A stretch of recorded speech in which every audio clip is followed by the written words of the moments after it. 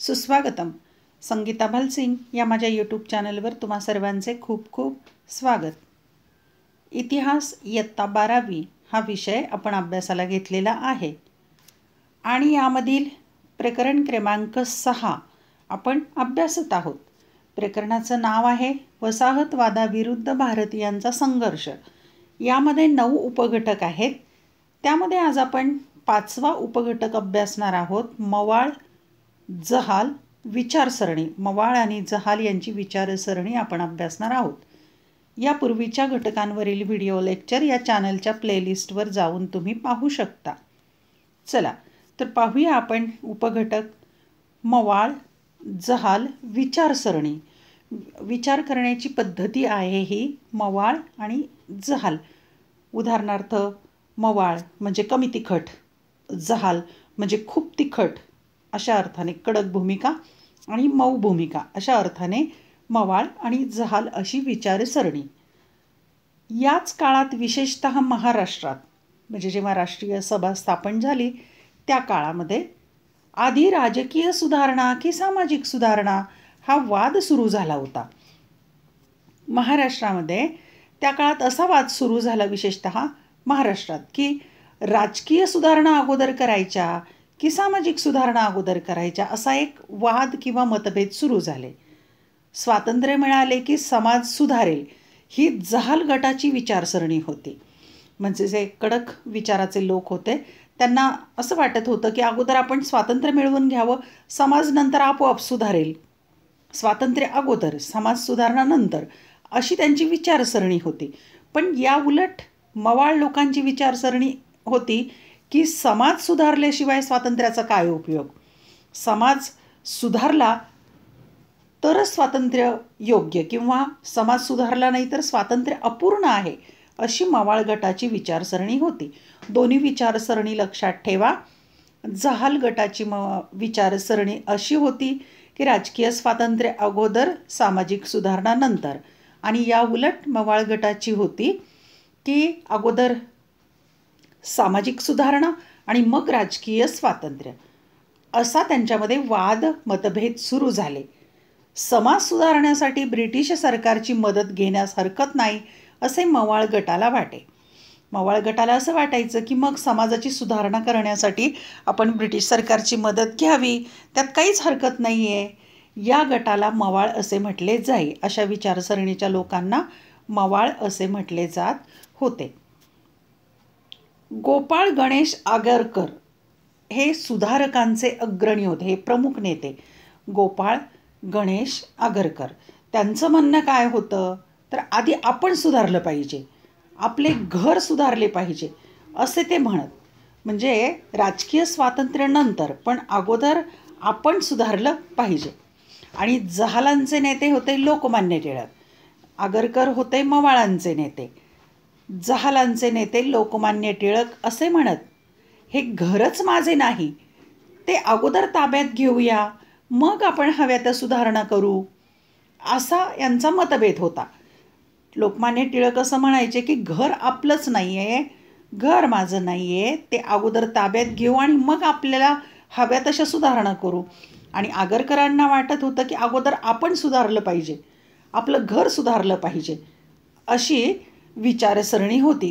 दोन्ही विचारसरणीमध्ये विचारांचा भेद निर्माण झालेला होता. फिरोजशाह मेहता, गोपाळ कृष्ण गोखले हे मवाळांचे नेते होते, मवाळ विचारसरणीचे नेते फिरोजशाह मेहता आणि गोपाळ कृष्ण गोखले. सरकारला आपण आपली गाऱ्हाणे साधार पटवून देऊ शकलो तर सरकार आपल्याला निराश करणार नाही असे मवाळ गटाला प्रामाणिकपणे वाटे. म्हणजे या लोकांना वाटत होतं की आपण आपल्या अडचणी, काही प्रसंग, काय जे असेल आपल्या बाबी अडीअडचणी जर आपण सरकारला पटवून दिल्या तर सरकार आपल्याला तिथे मदत करेल, आपल्याला निराश करणार नाही असं मवाळ गटाला असं प्रामाणिकपणे वाटायचं. अर्ज विनंत्या अगर भाषणे करून इंग्रजी सत्ता बदणार नाही असे लोकमान्य टिळकांच्या गटाचे ठाम मत होते. आणि जहाल मतवादी लोक जे होते, उदाहरणार्थ टिळक, यांना वाटायचं की सरकारला अर्ज विनंत्या भाषण करून काही होणार नाही आहे, इंग्रजी सत्ता त्याला भीकच घालणार नाही आहे असं त्यांचं ठाम मत होतं. म्हणजे इंग्रजी सरकार मदत करणार नाही असं जहाल नेत्यांना वाटत होतं. मग त्याचे परिणाम काय झाले पहा. राष्ट्रीय सभेतील मतभेद 1907 सालच्या सुरत येथे झालेल्या अधिवेशनात विकोपाला गेले. 1907 साली सुरत इथे राष्ट्रीय सभेचं अधिवेशन झालं. या अधिवेशनाला जहाल मवाळ दोन्ही गटाचे सर्व नेते उपस्थित होते. तिथे मात्र वाद निर्माण झालेला आहे, विकोपाला गेला तो वाद. स्वदेशी आणि बहिष्कार हे ठराव बाजूला सारण्याचा मवाळ नेत्यांचा प्रयत्न होता. म्हणजे स्वदेशीचा वापर करायचा आणि परदेशी मालावर बहिष्कार टाकायचा, हा जो ठराव आहे तो ठराव बाजूला करायचा असं मवाळ नेत्यांचं म्हणणं होतं. पण तो यशस्वी होऊ नये अशी जहाल गटाची खटपट होती आणि जहाल गटाला वाटत होतं की स्वदेशीचा वापर केलाच पाहिजे आणि परदेशी मालावर बहिष्कार घातलाच पाहिजे, या मताचा जहाल गट होता. यामुळे दोन प्रकारचे गट निर्माण झाले. अधिवेशनाच्या वेळी तणाव वाढला, जहाल आणि मवाळ यांच्यामध्ये तणाव वाढला, तडजोड अशक्य झाली आणि अखेरीस राष्ट्रीय सभा दुभंगली. म्हणजे राष्ट्रीय सभेचे दोन गट निर्माण झाले. पुढे राष्ट्रीय सभेच्या कार्याला शह देण्यासाठी लॉर्ड कर्झन याने बंगाल प्रांताची फाळणी करण्याचा घाट घातला की राष्ट्रीय सभेचं कार्य चांगलं होत होतं आणि त्या कार्यात एक अडथळा निर्माण करायचा, म्हणून लॉर्ड कर्झन याने बंगालची फाळणी करण्याचा प्रयत्न सुरू केला, घाट घातला.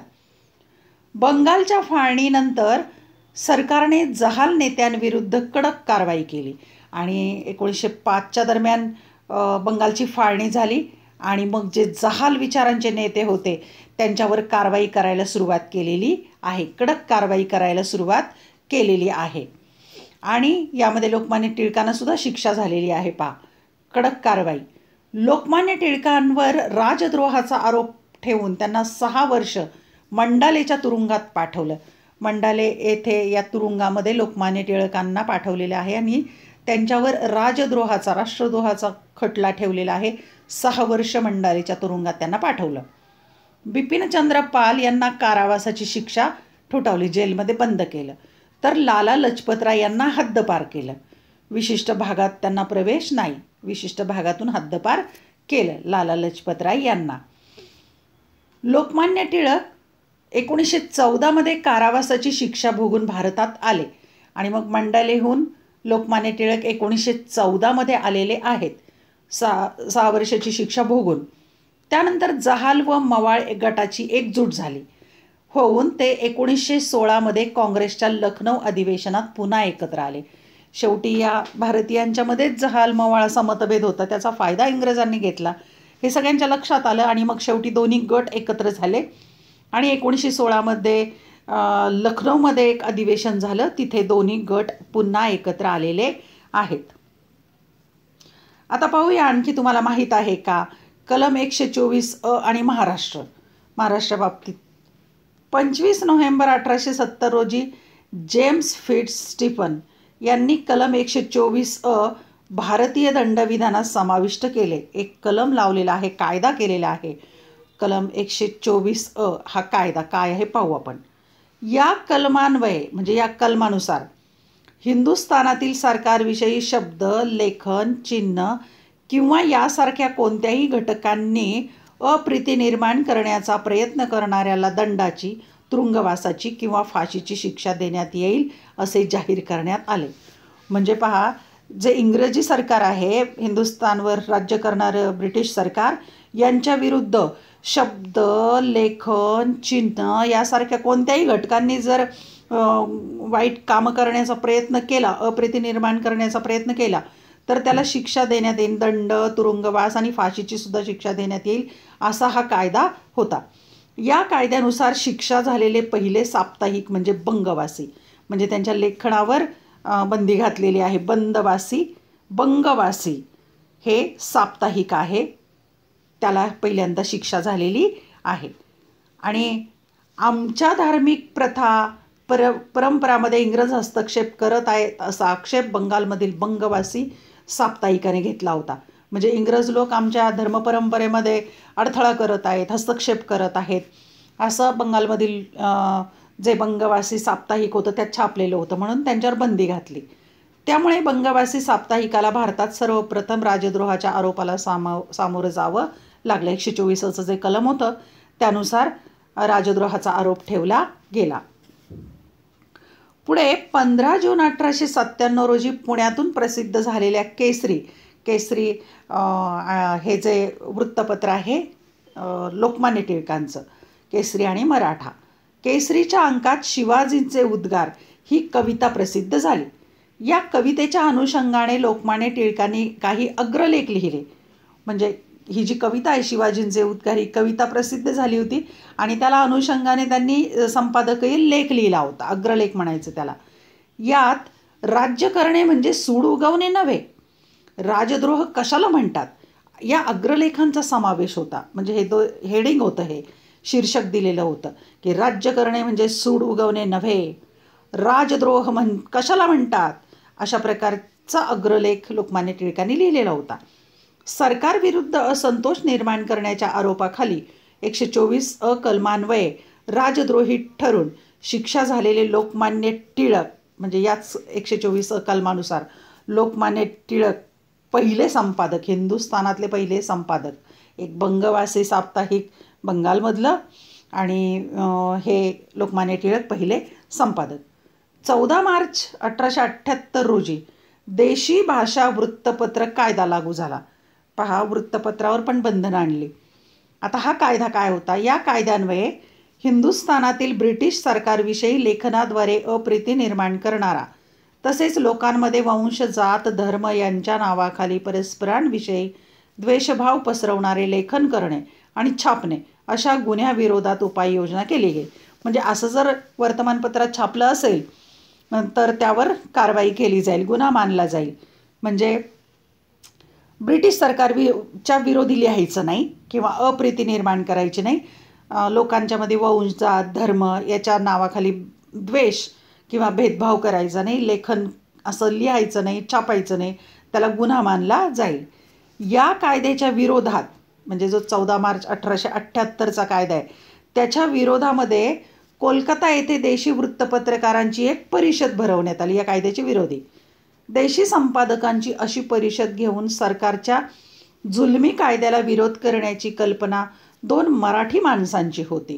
म्हणजे सर्व संपादक एकत्र आले आणि मग सरकारला विरोध केला.